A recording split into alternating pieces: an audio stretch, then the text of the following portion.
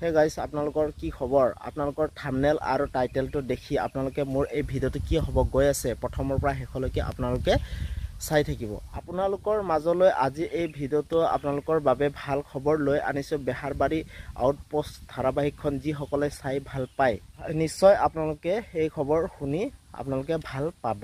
যিহেতু নেকি বেহাৰবাৰী আউটপোষ্টৰ মোহন দাই দিলে এটি ভাল খবৰ।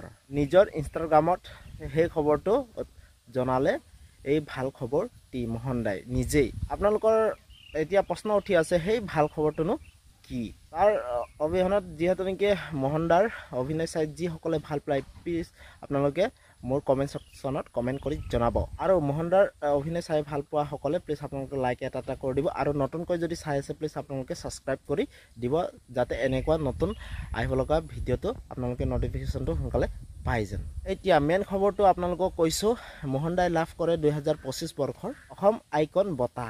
নিজৰ অভিনয়েৰে তেওঁৰ এই বঁটা সক্ষম লাভ কৰিবলৈ হৈছে মোহন দাই। আৰু মোহন দাই অভিনয় চাই যিসকলে ভাল পায় প্লিজ আপোনালোকে কমেণ্ট ছেকশ্যনত কমেণ্ট কৰি জনাব। আৰু তেতিয়াহে মই আপোনালোকক গম পাম। আৰু মোহন দাক এতিয়া সকলোৱে অভিনন্দন দিছে মোহন দাক। আৰু আপোনালোকে মোহন দাক কমেণ্ট ছেকশ্যনত আপোনালোকে অভিনন্দন জনাব পাৰে।